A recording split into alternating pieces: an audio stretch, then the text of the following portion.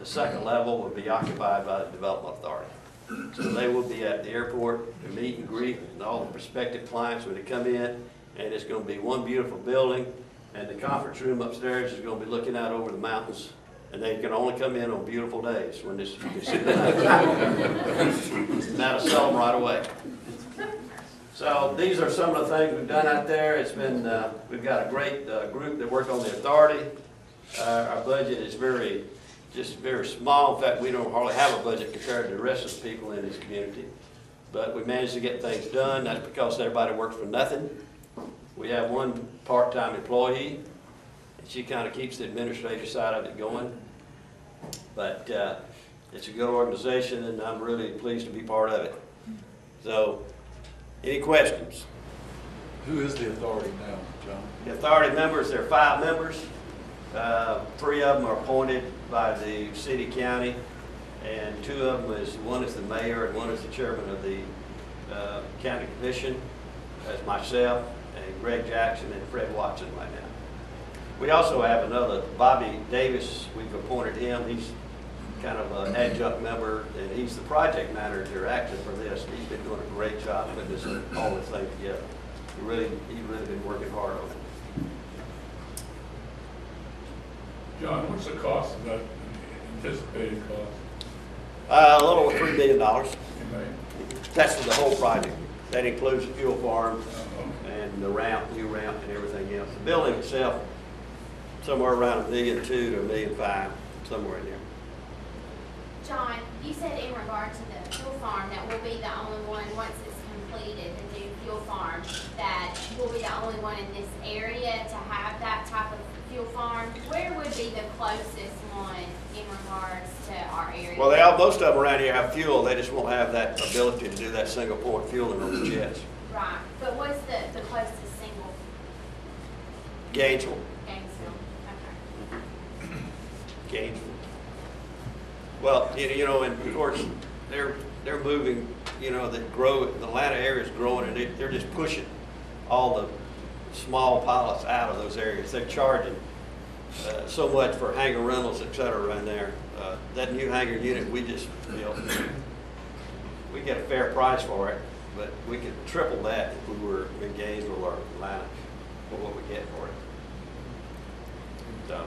What kind of private services out there, like flying lessons? Oh, by the way, yeah, I'm glad you brought that up. We just started a flight school right there. We just started back. We got a flight instructor. We have an aircraft. We got an aircraft that's been purchased to start giving flying lessons, and they intend to. It doesn't belong to the airport authority. It's a private enterprise, but we've been wanting one since it's been about 2 or 3 years since we've had one.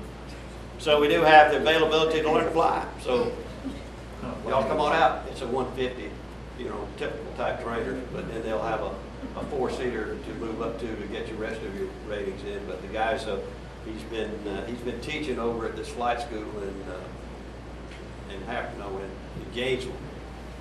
So he's going to be teaching over here now. So and he's already signed up probably half a dozen students.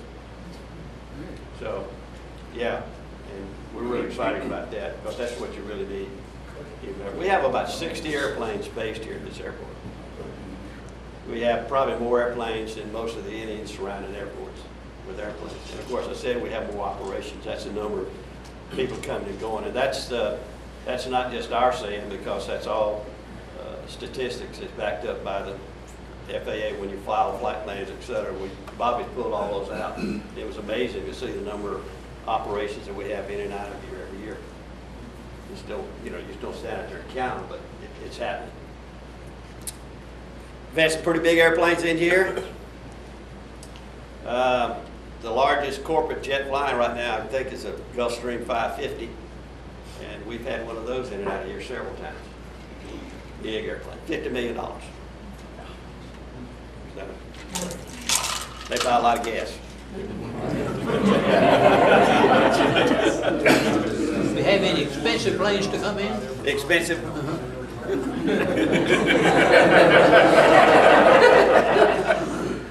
Not yet. Anything else? We'd like for you to come out and take a look around anytime. For free to come out at your airport.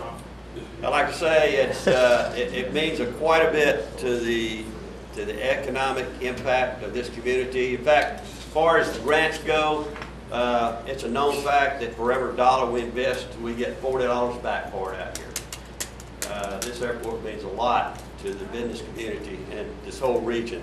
We have, and actually, we provide a base for just about everything north of us, because Raven County doesn't have an airport. And you got all these people that have these summer homes up on the lakes and up in Highlands and all, and this is the place, this is the destination point. We also, if you look at the big picture of the U.S., you'll see that we're kind of set between this Florida and up in the Midwest and that area, and this airport is utilized quite a bit for refueling for the smaller aircraft. We get them in because it's an ideal spot for them to stop before they hit the mountain region, before they go over.